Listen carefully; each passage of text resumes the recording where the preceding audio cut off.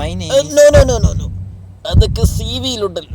Tell me about yourself. Be honest. അതിലില്ലാത്ത കാര്യങ്ങൾ പറയൂ. Come on, tell me about your life.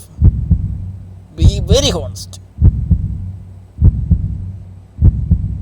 Honest ആയിട്ട് പറയണമെന്നൊക്കെ വെച്ചാ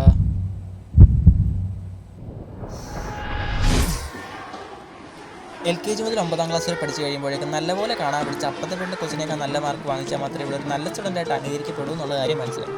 അപ്പോഴേക്കും അതുപോലുള്ള ജീവിതത്തിൽ മോസ്റ്റ് ഹൈപ്പ് വഴിത്തിരിവ് 10ാം ക്ലാസ്സിൽ എത്തും. 10ാം ക്ലാസ് എത്തിക്കഴിഞ്ഞാൽ വീട്ടുകാരും സ്കൂളുകാരും നാട്ടുകാരും ഒരേ സ്വരത്തിൽ പ്രശ്നം എന്നുള്ളത്. ഫുൾ A+ വാങ്ങിക്കണം, ജംഗ്ഷനിൽ ഫ്ലെക്സ് ഒപ്പിക്കണം, പത്രത്തിൽ പടം വരുത്തണം. അങ്ങനെ അതിനുവേണ്ടി പഠിക്കാൻ വേണ്ടി സ്കൂളിൽ നല്ല മാർക്ക് വാങ്ങിക്കാൻ വേണ്ടി ട്യൂഷന് പോകും. ട്യൂഷന് നല്ല മാർക്ക് വാങ്ങിക്കാൻ വേണ്ടി വേറെ ട്യൂഷന് പോകും. അങ്ങനെ പഠിച്ച് 10 മാസമായി കഴിയുമ്പോൾ ഏതെങ്കിലും ഒരു വിവരദോഷം എന്ന് പറയും. നല്ല മാർക്ക് ഉണ്ടെങ്കിലും ഇല്ലെങ്കിലും കൊച്ചിനെ സയൻസിനെ ചേർത്താൽ മതി, എങ്കിലേ ഭാവിയുള്ളൂ. അത് കേട്ട് +1 +2 സയൻസിന് നിന്ന് കയറും. സയൻസിന് നിന്ന് കയറി കഴിഞ്ഞാൽ സ്കൂളിൽ പോയ കോമ്പറ്റീഷൻ, വീട്ടിൽ പോയ കമ്പാരിസൺ, ആകെ മൊത്തത്തിൽ ഒരു കൺഫ്യൂഷൻ. അങ്ങനെ അത് പഠിച്ച് പാസ്സായി കഴിയുമ്പം വീട്ടുകാരൊരു ക്വസ്റ്റ്യനുമായിട്ട് നിൽക്കും.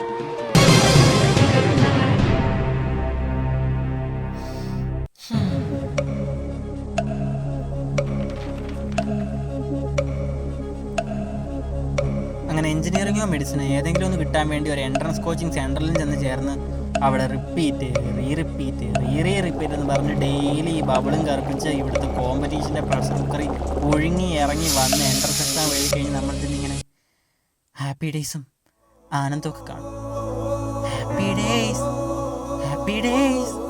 ഹാപ്പി അങ്ങനെ അതൊക്കെ കണ്ട് കിട്ടിയ റാങ്കിന് IIT എയിംസും ഒക്കെ മോഹിച്ചിട്ട് ഏതെങ്കിലും ഒരു അലവലാതി എഞ്ചിനീയറിംഗ് കോളേജിൽ ചെന്ന്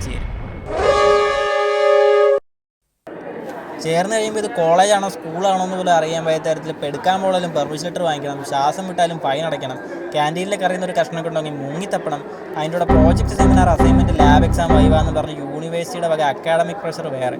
അങ്ങനെ 3-4 കൊല്ലം പാഷനും എല്ലാം വിട്ട് അറ്റൻഡൻസ് വിളിക്കാൻ വേണ്ടി മാത്രം കോളേജിൽ കയറി ഇറങ്ങി അവസാനം കിട്ടിയ സപ്ലിയൊക്കെ എങ്ങനെയൊക്കെയോ വാരിപ്പറക്കി ക്ലിയർ ഔട്ടാക്കി ഇറങ്ങി കഴിയുമ്പം കല്യാണ മാർക്കറ്റിൽ ഒരു വില കിട്ടാനും CV-ക്ക് ഒരു കട്ടി കൂട്ടാനും PG കൂടെ വേണമെന്ന് പറഞ്ഞ് PGക്ക് ചെന്ന് കയറി അവിടുത്തെ സെക്യൂരിറ്റി ഇതിൽ പ്രിൻസിപ്പൾ വരെ എല്ലാവരുടെയും പുച്ഛവും കേട്ട് ഗൈഡിൻ്റെ വക എക്സ്ട്രാ തെറിയും കേട്ട് ChatGPT-യുടെയും യൂട്യൂബ് ടീച്ചേഴ്സിൻ്റെ സഹായം കൊണ്ട് എങ്ങനെയൊക്കെയോ പാസ് ഔട്ടായി തിരിച്ചിറങ്ങി വരുമ്പം ബാച്ചിൽ സിവിൽ ടോപ്പർ ബാങ്കിൽ പ്ലേസ്ഡായി, മെക്ക് ടോപ്പർ IT-യിൽ പ്ലേസ്ഡായി, വെറുതെ നടന്നവർ കാനഡ വിസയായി, കൂടെ പഠിച്ചവർക്ക് സേവ് ദ റേറ്റ് ആയി. അങ്ങനെ പഠിച്ച കോഴ്സിന് നാട്ടിൽ നിന്ന് നല്ല ജോലി കിട്ടത്തില്ലെന്ന് മനസ്സിലാക്കി ആധാരം പണയം വെച്ചിട്ടാലും കാനഡ കെട്ടിയെടുക്കണോ അതോ മൂത്തുന്നരയ്ക്കവരെ PSC പഠിക്കണമെന്ന് അറിയാൻ പോയിരിക്കുമ്പോൾ കാണുന്ന കമ്പനിയുടെ പോസ്റ്റിനെല്ലാം അപ്ലൈ ചെയ്യും.